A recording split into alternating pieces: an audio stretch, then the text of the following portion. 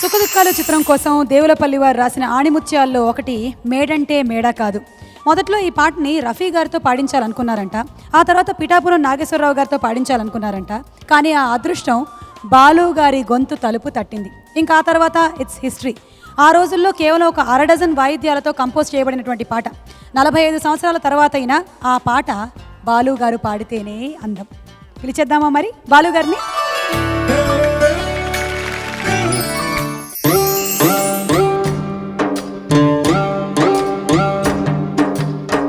మేడంటే మేడ కాదు, గూడంటే గూడు కాదు, పదిలంగా అల్లుకున్న పొదరిల్లు మాది, పొదరిల్లు మాది.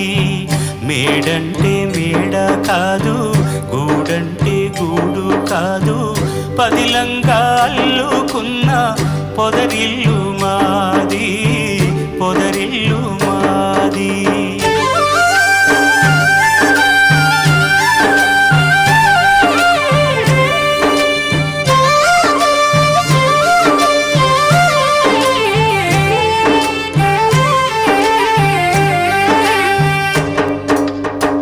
నేనైతే ఆకు కొమ్మ,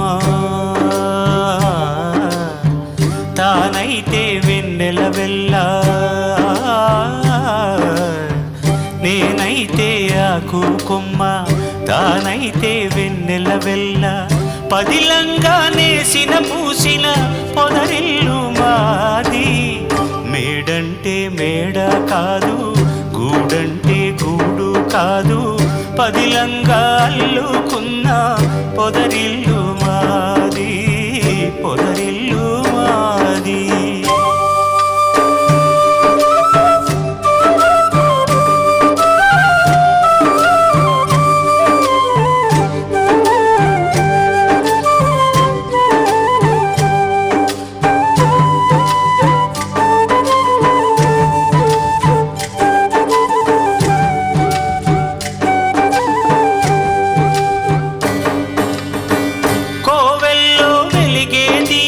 దేవి మా తల్లి, కోవెల్లో తిరిగే పాటల గువ్వ మా చెల్లి. గువ్వంటే గువ్వ కాదు గొనవంక గాని, వంకంటే వంక కాదు నెలవంక గాని. మేడంటే మేడ కాదు, గూడంటే గూడు కాదు, పదిలంగా అల్లుకున్న పొదరిల్లు మాది, పొదరిల్లు మాది.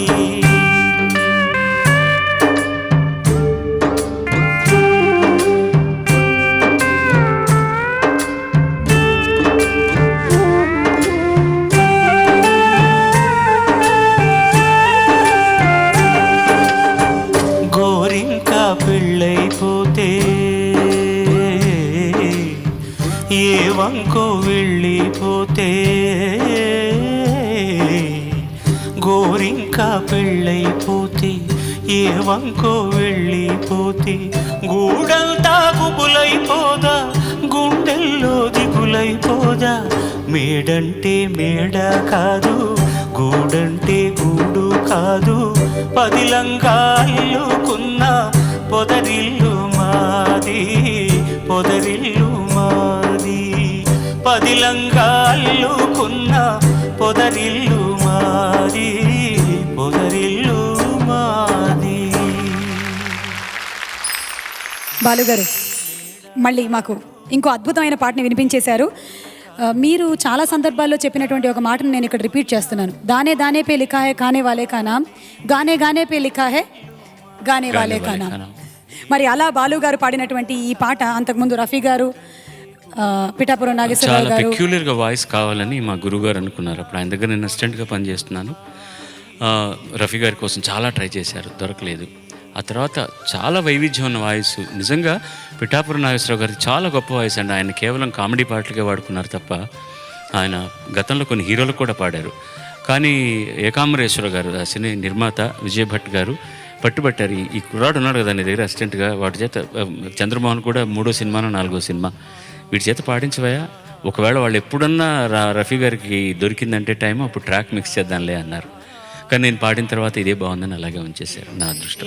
గురువుగారి గురించి, కోదండపాణి గారి గురించి ఏం చెప్పనండి, నా బతుకంతా ఆయనకు ముడుపు కట్టినా కూడా, నేను ఎన్ని జన్మలు ఎత్తినా కూడా నేను తీర్చుకోలేను ఆయన రుణం. కోదండపాణి అన్న పేరు వెనకాతలే బాలసుబ్రహ్మణ్యం ఉన్నాడు, లేకపోతే బాలసుబ్రహ్మణ్యం లేడు. నేను ఎంతోమంది సంగీత దర్శకుల దగ్గరికి అవకాశాల కోసం అడిగినప్పుడు వాళ్ళందరూ బాగా ఉందని మెచ్చుకున్న, చిన్న పిల్లవాడివి ఇంకా పెంకిగా ఉంది అతని తర్వాత అన్న తన సందర్భంలో ఆయనంతటి నా దగ్గరికి వచ్చి నాకు అవకాశం ఇచ్చారు. ఇచ్చిన తర్వాత ప్రతి సంగీత దర్శకుడి దగ్గరికి మళ్ళీ ఆయన నన్ను నడిపించుకెళ్ళి, నేను ఇచ్చానండి, బాగా పాడుతున్నాడు, మీరు పాడించండి అని చెప్పి, నా కోసం ఆయన చాలా త్యాగం చేశాడమ్మా. నిజంగా ఆయన జీవితం నా కోసమనే ఆయన అవతారం ఎత్తాడని నాకు అనిపిస్తుంది అనమాట. ఏమీ తెలియని రోజుల్లో, ఇప్పుడు కొద్దిగా తెలుసు, అప్పుడు అసలు తెలియదు సంగీతం గురించి.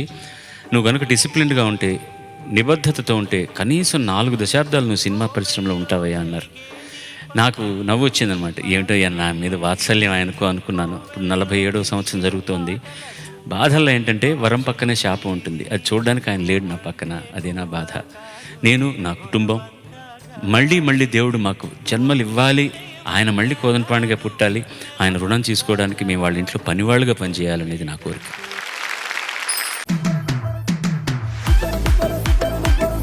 న్యూ ఇయర్ ఫస్ట్ ఎపిసోడ్ కాబట్టి ఫీల్ గుడ్ సాంగ్స్తో వీళ్ళు మీ ముందుకు రాబోతున్నారు. సంస్కృత పదభూయిష్టమైన ఇటువంటి గొప్ప పాటని బైహార్ట్ చేసి పాడడం అనేది చాలా గొప్ప విషయం.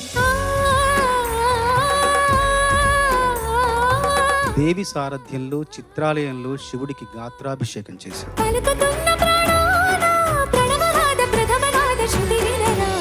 ఈనాళ్ళ మన దూరం తీయనైనా ఓ విరహం చేదులాగా మారిందే అందిరాక నీ గారం. ఇప్పుడు మీరు బాగా పాడపోతే మేము ఫీల్ అవుతాం కదా, కానీ మీరు బాగా పాడుతుంటే మేము ఫీల్ గుడ్ అవుతాం. ఉప్పు నీటి ముప్పుని కూడా గొప్పగా దాటే గట్టోనే నీకంటి నీటికి మాత్రం కొట్టుకుపోతానే.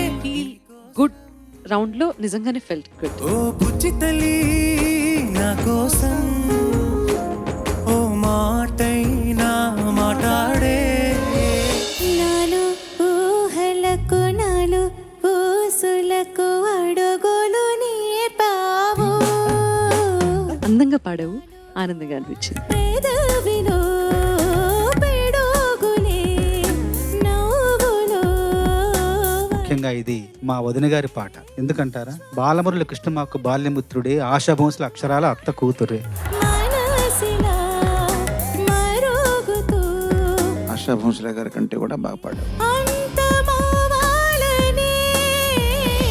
ఉదయం కాగానే తాజాగా పుడుతూ ఉంటా, కాలం ఇప్పుడే నన్ను కనదా.